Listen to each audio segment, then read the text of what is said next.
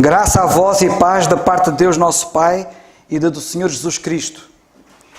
Graças damos a Deus Pai, do nosso Senhor Jesus Cristo, orando sempre por vós, porquanto ouvimos da vossa fé em Cristo Jesus e do amor que tendes para com todos os santos, por causa da esperança que vos está reservada nos céus, da qual já antes ouvistes pela palavra da verdade do Evangelho, que já chegou a vós, como também está em todo o mundo, e já vai fortificando, como também entre vós, desde o dia em que ouvistes e conhecestes a graça de Deus em verdade. Como aprendeste Epáfras, nosso amado conservo, que para vós é um fiel ministro de Cristo, o qual nos declarou também o vosso amor no Espírito. Por esta razão, nós também, desde o dia em que o ouvimos, não cessamos de orar por vós e de pedir que sejais cheios do conhecimento da sua vontade, em toda a sabedoria e inteligência espiritual, para que possais andar dignamente diante do Senhor, agradando-lhe em tudo, fortificando em toda a boa obra, crescendo no conhecimento de Deus, corroborados em toda a fortaleza, segundo a força da sua glória, em toda a paciência e longanimidade com gozo, dando graças ao Pai, que nos fez idóneos para participar da herança dos santos na luz, o qual nos tirou da potestade das trevas e nos transportou para o reino do Filho do seu amor. Até aqui a leitura da palavra de Deus. Nós na semana passada ficamos no versículo 12, e hoje, supostamente, é para nós iniciarmos o versículo 13, embora o fim do versículo 12 tenha a ver com o início, com todo o versículo 13, porque nós temos aqui para participar da herança dos santos na luz, e quando ele fala na luz, lembra-se das trevas, e diz o qual nos tirou da potestade das trevas e nos transportou para o reino do Filho do seu amor. Eu gostava de começar por dizer o seguinte: na semana passada, se vocês se recordam, nós no versículo 12 analisamos o facto de termos uma herança maravilhosa, uma herança fantástica.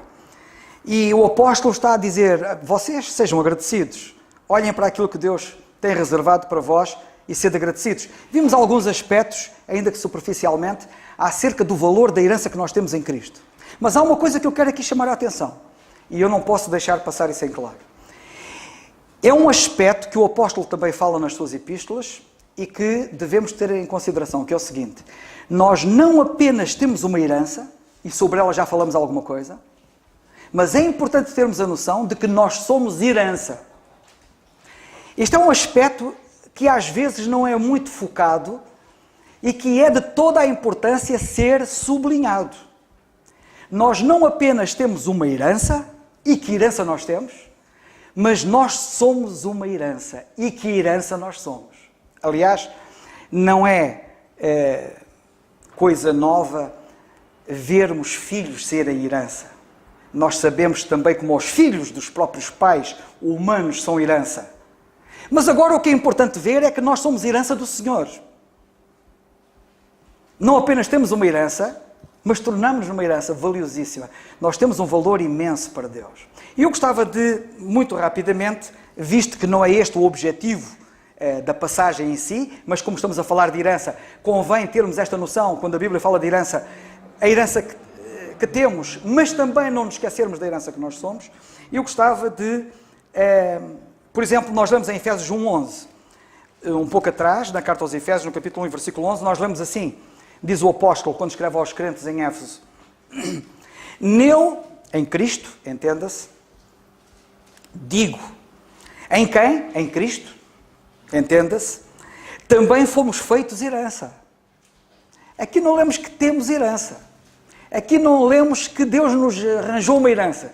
Diz que nós fomos feitos herança em Cristo. Fomos feitos herança, havendo sido predestinados conforme o propósito daquele que faz todas as coisas segundo o conselho da sua vontade. E, por exemplo, lemos também mais à frente, no versículo 18, quando o apóstolo diz que orava. E eu gosto muito desta oração do apóstolo Paulo. É tão importante a gente aprender com ele a orar. E ele ora para várias coisas acontecerem na vida dos crentes. E uma das coisas pelas quais ele orava era para que os crentes, no versículo 18, tivessem iluminados os olhos do entendimento. Este é um dos nossos grandes problemas. Somos tão cegos, ou somos tão míopes, ou vemos tão curto, ou vemos tão mal. Parecemos aquele cego acabado de curar pelo Senhor, que quando o Senhor curou, ele disse: eu vejo os homens como árvores. E nós muitas vezes vemos os homens como árvores, vemos as coisas como elas não são, ou melhor, não vemos as coisas como elas são. E é importante termos os olhos do entendimento iluminados, porque nós lemos no versículo 18, desta passagem em Efésios 1, ter iluminados os olhos do entendimento, para que saibais o quê?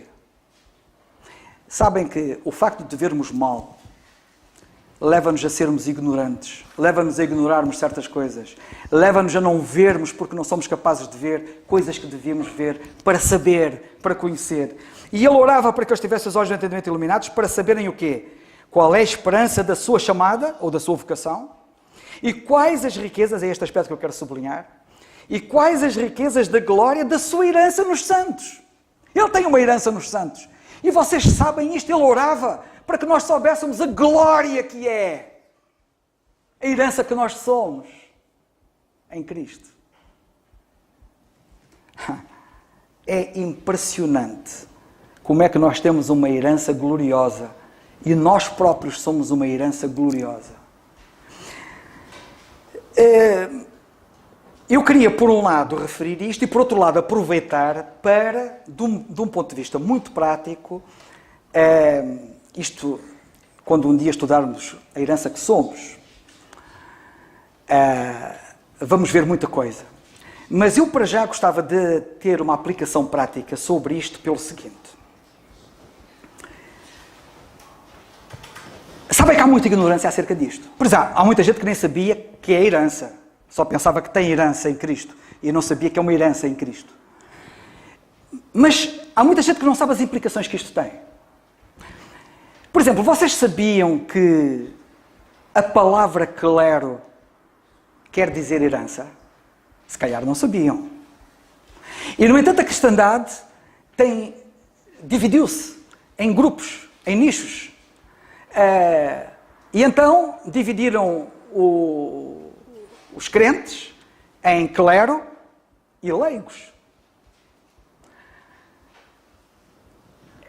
Eu vou-vos dizer uma coisa, isto é uma coisa muito grave, sabem? E isto tem que ser dito, porque se não for dito e se nós não formos firmes nisto, nós somos infiéis à palavra de Deus.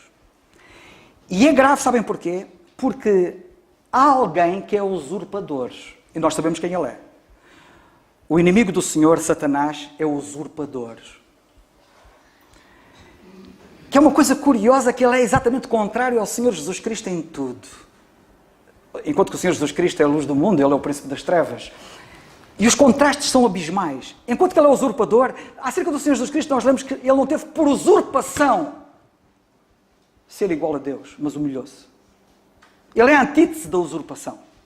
E quando eu vejo alguém a ser usurpador, eu vejo alguém a estar a seguir os passos do diabo. E nós na cristandade temos muita gente a seguir os passos do diabo, mesmo dentro das igrejas.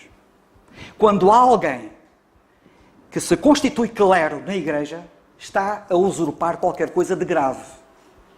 Quando há alguém que se constitui como um lugar, como uma classe à parte dos outros, para ser tratado diferente dos outros, ser considerado diferente dos outros. Há alguns até têm umas cadeiras especiais à frente, que é para eles se sentarem, para lhes dar alguma proeminência. E receberem títulos diferentes dos outros, e tratamentos diferentes dos outros, como pastor, vou ser claro. E para não falar noutros títulos, que há mais. Mas, por exemplo, pastor, o seu pastor assim, o seu pastor assado, e o meu pastor, e não sei o quê. Na Bíblia nunca temos a palavra pastor no singular, a não ser para o Senhor Jesus Cristo. Isto quer dizer que não há pastores na igreja? Há pastores na igreja, mas não para serem títulos honoríficos. É para que as pessoas que têm esse dom exerçam essa responsabilidade que têm e privilégio que têm, não como títulos honoríficos. E o que é que isto tem a ver com o clero? Porque clero quer dizer herança. E eles usurparam para si uma porção que pertence a todo o povo de Deus. Porque todos nós somos herança. Todos nós somos clero. Eu não sei se vocês sabem, mas a palavra clero vem de uma palavra grega que é a palavra grega kleros, com capa, kleros, que significa parte que toca a cada um. Que é isso que é herança. A parte que toca a cada um. Que quer dizer herança. E clero quer dizer herança. E nós somos o clero de Deus. Não há nenhum grupo à parte especial que seja o clero. Depois há uma coisa curiosa. Sabem a que ponto chega... como é que é de explicar? Falta-me o termo. A que ponto chega quando o indivíduo sai fora da órbita e sai fora de si mesmo? Como é que se chama isto? Ele entra numa... Não é transe que eu queria dizer. Mas quando o indivíduo entra nesta espiral, não era o termo, não era espiral, mas pronto, mas serve. Quando o indivíduo entra nesta espiral de loucura, não tem onde parar. É que depois chegam ao ponto de dizerem que há o clero alto e o clero baixo. E eles que são clero, depois até se dividem entre eles, entre aqueles que são o clero alto e o clero baixo. Por exemplo, sabem o que é o clero alto? O Papa faz parte do clero alto. Os cardeais fazem parte do clero alto. Os bispos fazem parte do clero alto. Os sacerdotes ricos fazem parte do clero alto. Quem é que faz parte do clero baixo? Os sacerdotes que são pobres e tal e não sei o quê. São o clero baixo. Vão ao Google e vão investigar isso. E podem ter todas as respostas acerca disso.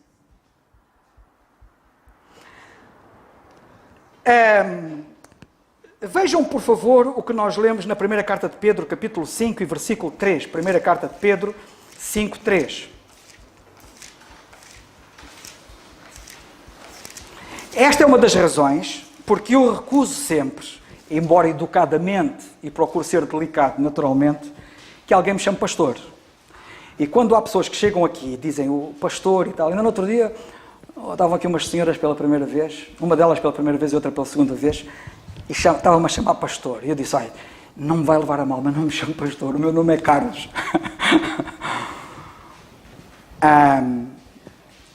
E se nós não cortarmos o mal pela raiz, as obras transformam-se em doutrina. Se nós não cortarmos logo o mal pela raiz, a pessoa diz uma vez, depois vai dizer duas, vai dizer três, às tantas está toda a gente a dizer o mesmo. E depois ninguém diz nada. E toda a gente implicitamente diz, há alguns que são o pastor. E depois vira doutrina. Sabem que esta doutrina que o Senhor abomina é chamada na Bíblia, no livro do Apocalipse, a doutrina dos Nicolaitas, ou dos Nicolaitas. E se vocês lerem as cartas às 7 igrejas, as cartas no livro do Apocalipse às 7 igrejas, capítulo 2 e capítulo 3 do livro do Apocalipse, vocês vão ver que aquilo que começou por ser obras dos Nicolaitas, virou doutrina dos Nicolaitas. Aquilo que começou por ser obras, cuidado com as obras dos Nicolaitas, lemos numa das cartas às 7 igrejas. E logo na outra carta a seguir, às 7 igrejas, nós lemos que já era a doutrina dos Nicolaitas. Aquilo que começou por ser obras, acabou por virar doutrina. E aqui leva-nos a pensar o seguinte, quantas doutrinas há, que muitos pensam que são doutrinas cristãs, e que de Cristo não têm nada, e contra as quais Cristo é. Nem tudo o que luz é ouro, temos que ter muito cuidado. E portanto eu queria chamar a vossa atenção para isto, porque começou a aparecer nas igrejas um grupo que se destacava dos outros, e que se considerava superiores aos outros, já à parte dos outros, para ter um tratamento especial dos outros, e que se chamaram o clero. Reivindicando para si uma coisa que é de todos os crentes, que é a herança. Eles que se chamam clero não são nada a herança. A herança são todos os crentes remidos pelo Senhor Jesus Cristo. Bem, primeira carta de Pedro, capítulo 5, então, se não se importam, versículo 3, e termina este pensamento assim. Versículo 3 diz assim, começa com o versículo 1, que é muito importante. Aos presbíteros que estão entre vós, admoesto eu, que sou também presbítero com eles, e testemunha das aflições de Cristo e participante da glória que se há de revelar. Apacentai o rebanho de Deus que está entre vós, não é abaixo de vós, está ao mesmo nível, que está entre vós, tendo cuidado dele, não por força, mas voluntariamente, nem por torpe ganância, mas de ânimo pronto, não como tendo domínio sobre a herança de Deus. Este é um problema chave e que muitos têm perdido de vista.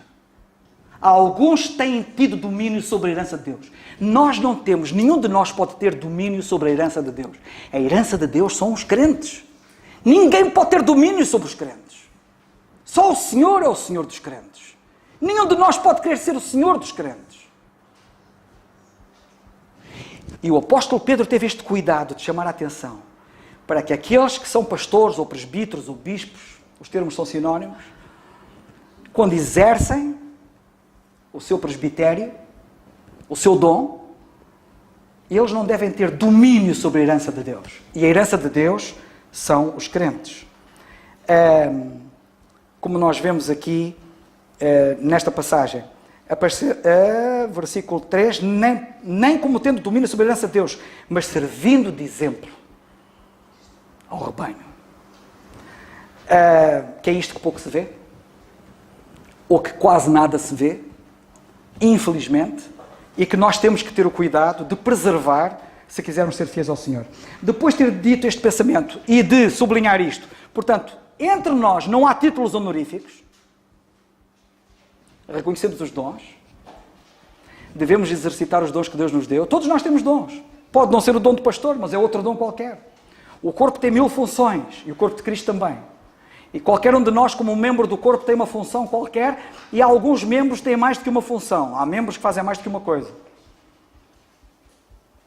Assim também nós, no corpo de Cristo.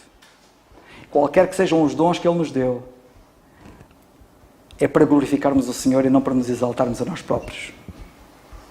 E por isso não queiramos os dons como títulos honoríficos. Sejamos firmes nisto e não cedamos a isto. Isto é muito importante. E agora eu ia cumprir a minha promessa às crianças. Tomem atenção.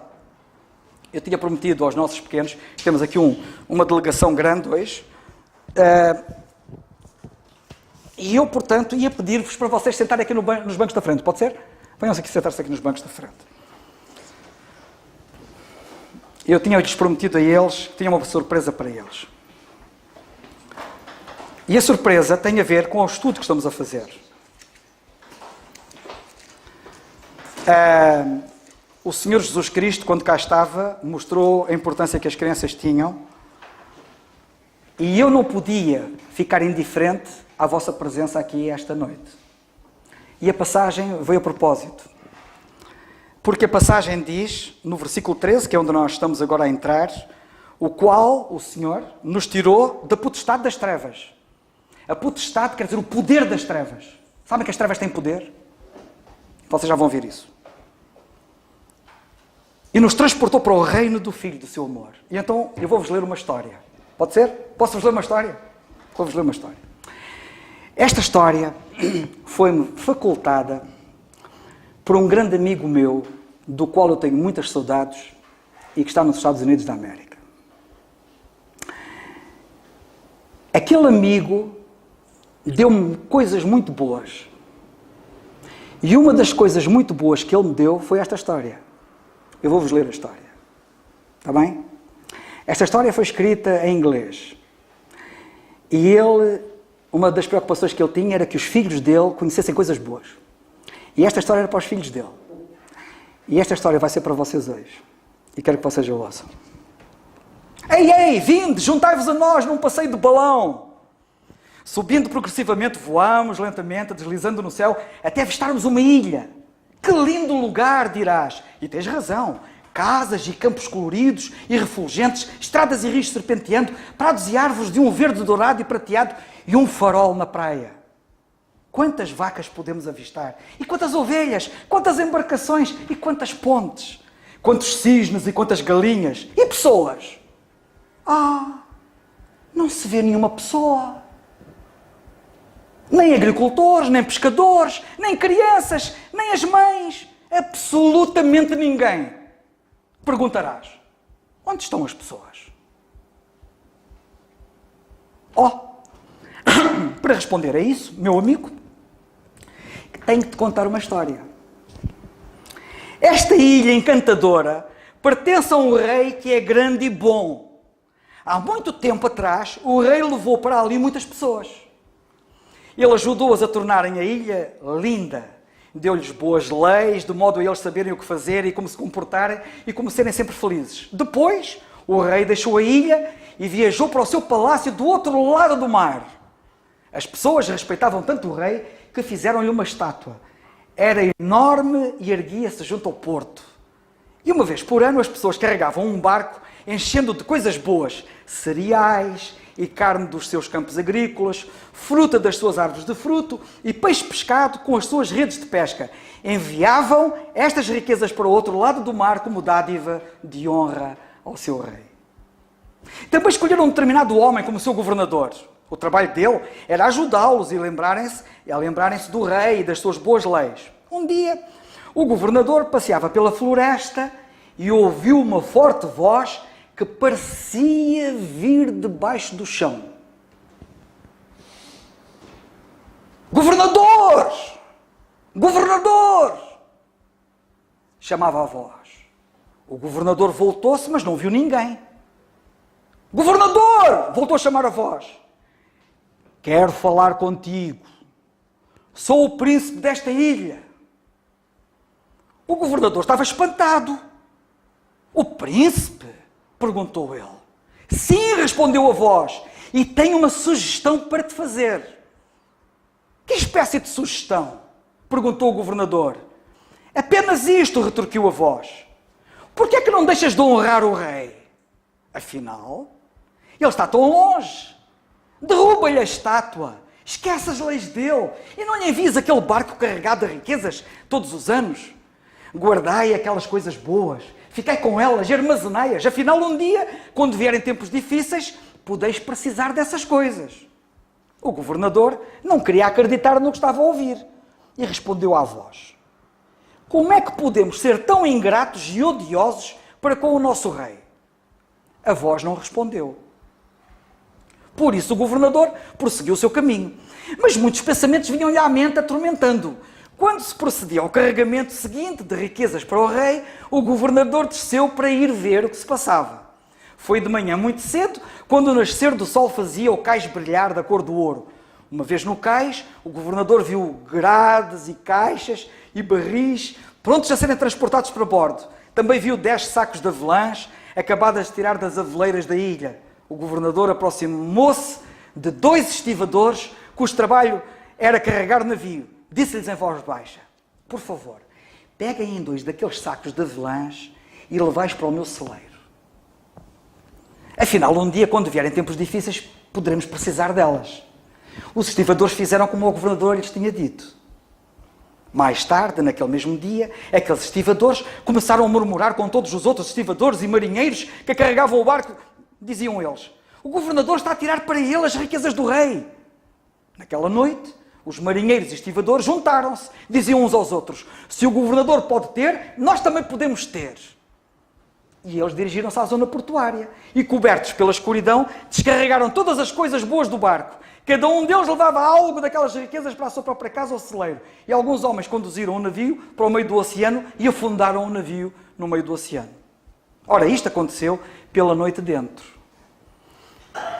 Quando uma vaca de um certo agricultor paria um novo vitelo.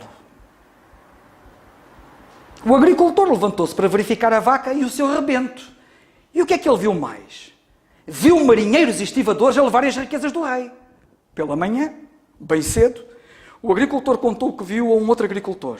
Por sua vez, esse agricultor contou a um outro. E este a um outro ainda. Todos os agricultores disseram uns aos outros, se os marinheiros e estivadores podem ter, nós também podemos ter. Os agricultores juntaram-se na zona portuária e uma vez ali, alguém lhes disse que o barco tinha sido afundado. Já não havia riquezas para levar.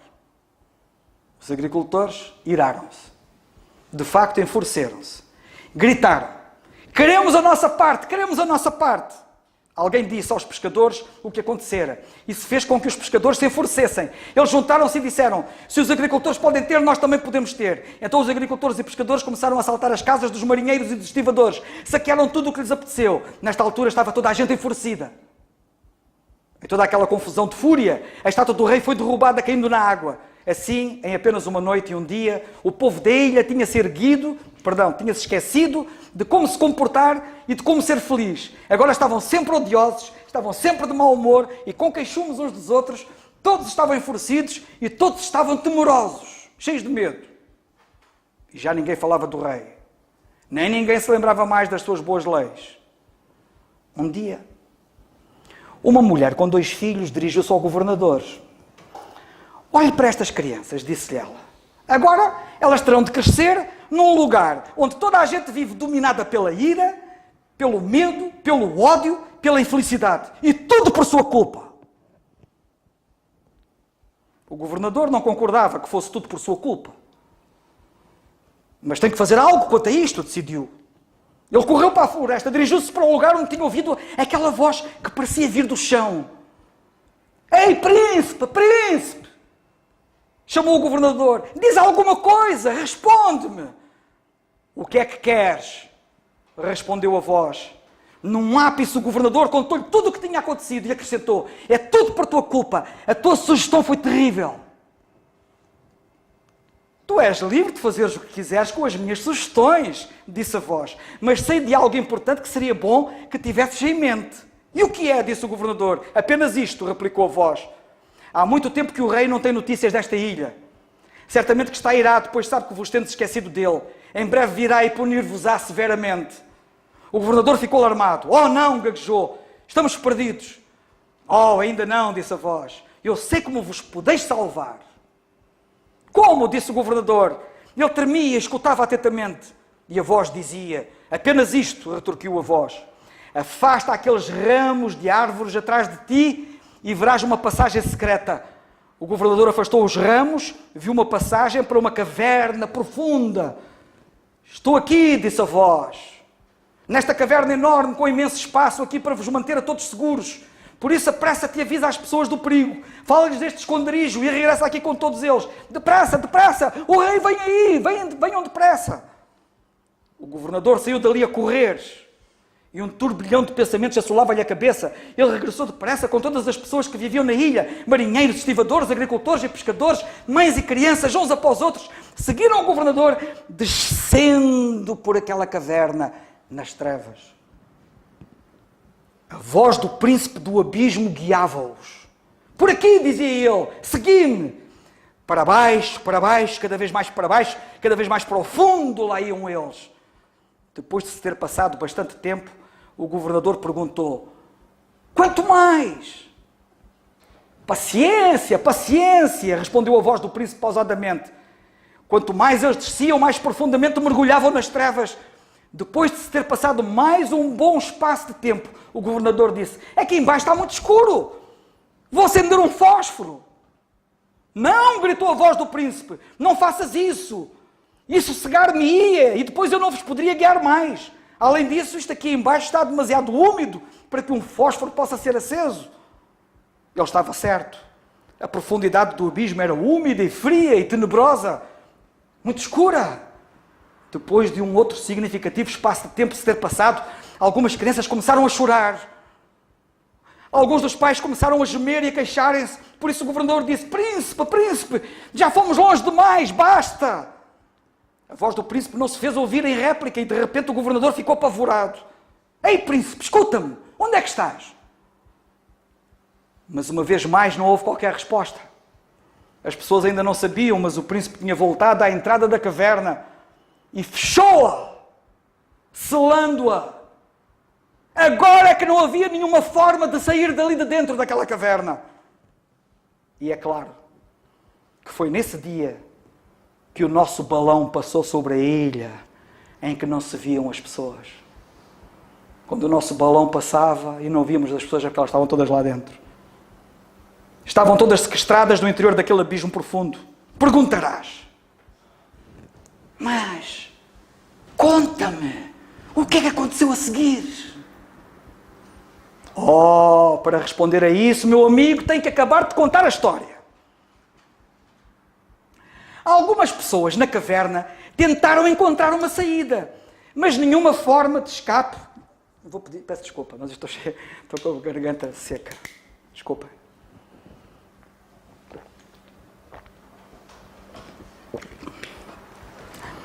Algumas pessoas na caverna tentaram encontrar uma saída, mas nenhuma forma de escape podia ser encontrada. Assim, algumas crianças choravam, algumas mulheres gritavam, e alguns dos homens resmungavam e vociferavam, mas é claro, nada disso ajudava. Calem-se todos. Silêncio, ordenou a governadora. Acalmem-se. Eles aquietaram-se por uns momentos. Então, de algures nas trevas, eles ouviram uma gargalhada. Parecia a voz do príncipe do abismo. Onde é que estás? Exigiu o governador. Vocês não podem ver-me, disse a voz, mas eu posso ver-vos a vós. O governador ergueu os punhos. Tu vigarizaste-nos, enganaste-nos, disse ele. Mentiste-nos. Quem és tu, afinal? Dir-te-ei apenas isto, disse a voz. Há muito tempo, lá atrás, eu vivia do outro lado do mar, no palácio do rei, que é refulgente e cheio de luz. Um dia disse-lhe que queria ser rei em vez dele. Ataquei-o e combati-o ferozmente, mas ele derrotou-me. E ele expulsou-me do palácio. Então atravessei o mar para fazer-me príncipe desta ilha. Agora odeio a luz e amo as trevas. Pode ser que também aprendais a amá-las igualmente, pois nunca vos deixarei sair daqui. Ele riu-se de novo às gargalhadas, deixando tudo mergulhado de novo no silêncio. Ter-se-á ele ido embora? Interrogavam-se as pessoas. Observa-nos de entre as trevas frias. Tristes e cheias de medo, as pessoas chegaram-se mais umas às outras para se confortarem e aquecerem. Passou-se um longo período de tempo e já ninguém sabia se era dia ou se era noite, pois naquele abismo só havia trevas. As pessoas estavam cansadas e tentavam dormir, mas ora uma criança chorava, ora uma mulher gritava, ora um homem resmungava ou vociferava. É claro que nada daquilo ajudava. E ali nas trevas frias e úmidas as pessoas começavam a lamentarem-se pelas coisas erradas que tinham feito. Então veio o momento em que alguém murmurou: vejo uma luz! Onde? Onde? Ali, vede, olha para ali, vede. Sim, era verdade. Lá longe avistava-se uma luz resplandecente. Todos ficaram com os olhos esbugalhados à medida que a luz se aproximava. De repente a luz parou. Todos ouviram o som de combate, gemidos e gritos e a colisão e o som estridente das armas. A luz movimentava-se para um lado e para o outro. Finalmente o som da batalha terminou. Lentamente a luz aproximava-se de novo, ficando cada vez mais perto. As pessoas viram logo a seguir a silhueta de um homem que transportava uma tocha. Ele cambaleava e mancava, como se tivesse sido ferido. O homem chegou e pôs-se diante de todos no círculo brilhante produzido pela sua tocha. Os que estavam em frente podiam ver que o seu calcanhar estava a sangrar. Não temais, disse o homem a todos. Eu vim para vos tirar deste lugar. Eu sou o filho do rei. O filho do rei! As pessoas estavam atónitas e cheias de medo inicialmente. Não temais, disse o filho do rei novamente. O meu pai perdoa-vos a todos por todo o mal que fizestes. Agora encontrei-vos e estáis em segurança e podeis seguir-me para o palácio. Mas o príncipe, disse o governador, o príncipe do abismo, ele está derrotado, afirmou o filho do rei com uma voz serena e segura. Ele atacou-me, mas eu venci-o e ele nunca mais poderá reter-vos de novo nas trevas. Por isso vinde e segui-me. Dando as mãos umas às outras, as pessoas seguiram o filho do rei na longa viagem para cima e para fora do abismo e para o exterior caloroso e luminoso. Naquela noite, o filho do rei embarcou no seu navio para voltar ao palácio real do outro lado do mar e disse: mas um dia voltarei. Prometeu ele às pessoas. Com acenos de mão e vivas e lágrimas, as pessoas assistiram à partida do seu barco. À medida que se fez ao mar, o barco parecia cada vez mais pequeno. Finalmente desapareceu da vista deles. E ainda hoje é isto o que acontece naquela ilha linda. Os marinheiros, estivadores, e agricultores e pescadores, e mães e crianças, vão frequentes vezes para uma janela aberta, ou para um alto monte, ou para o farol na praia. Observam o outro lado do mar e lembram-se do filho do rei e esperam o seu regresso. Sabem quem ele é? É Jesus.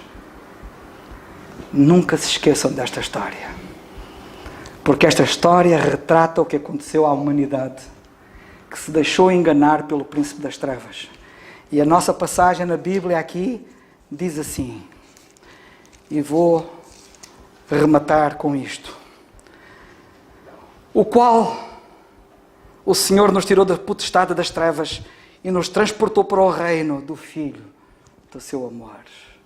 Não podíamos ter melhor ilustração para esta passagem. E eu estou contente por vocês estarem aqui. e ouvirem esta história, que é tão bonita. E eu não digo mais, se algum irmão tem algum pensamento, faz favor.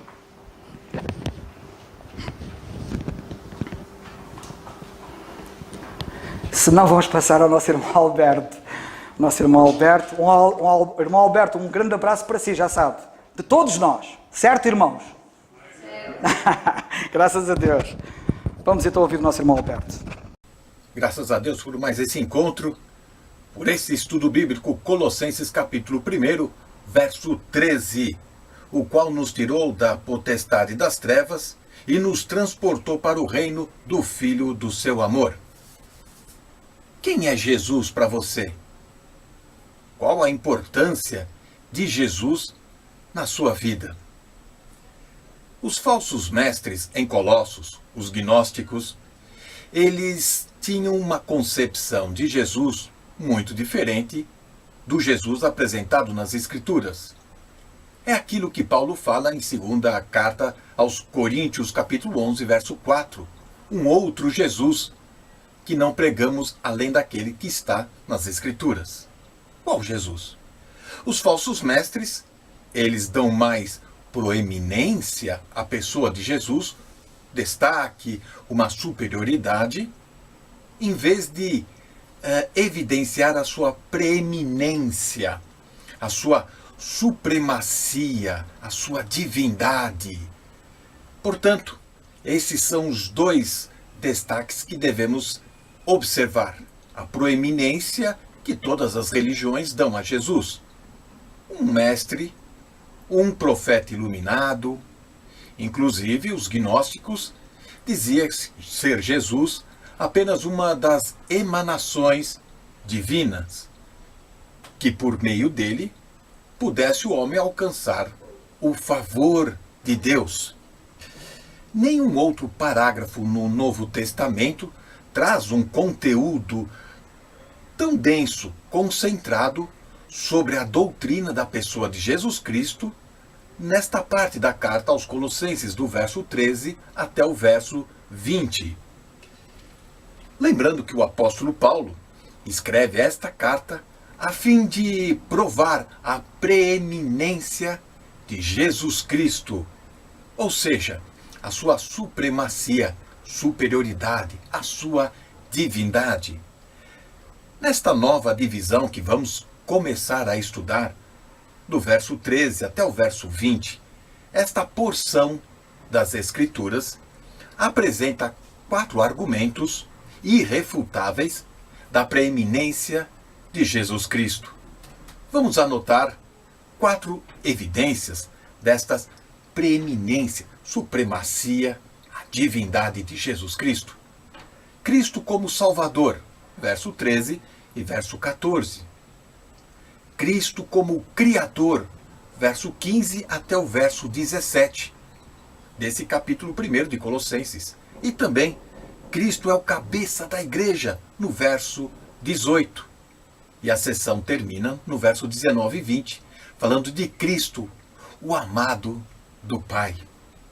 O verso 13, que vamos começar a estudar, chama a nossa atenção para o problema do ser humano, o problema do homem, chamado e reconhecido como o pecado.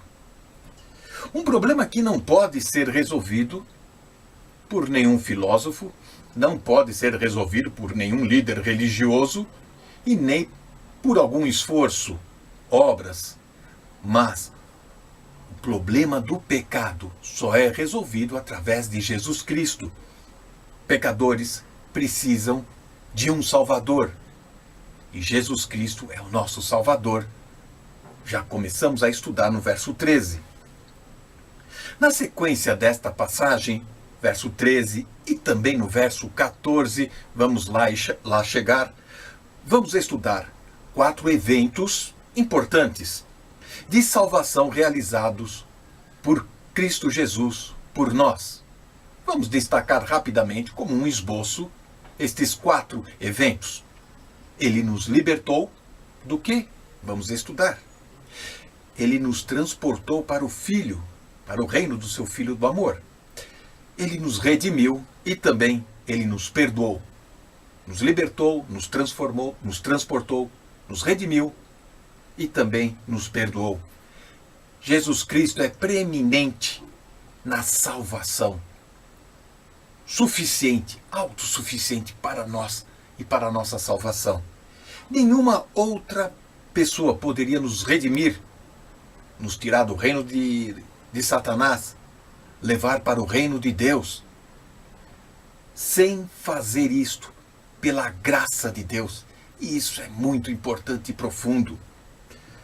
Contudo, a nossa salvação, ela é diferente da salvação obtida pelos israelitas quando saíram do Egito, guiados por Moisés. Naquela época, em Êxodo, nós podemos ver capítulo 12 de Êxodo em diante, que houve a necessidade de colocar sangue espargido no batente da porta, sangue de cordeiro. Porém, com Cristo Jesus, a situação é bem diferente. Jesus derramou seu próprio sangue a nosso favor e foi um preço alto, altíssimo, para nos livrar do pecado e do reino das trevas. Crer no Senhor Jesus e receber a salvação, aquilo que Ele realizou na cruz por você, é tudo que você pode fazer, é crer no Senhor Jesus. Que Deus nos abençoe.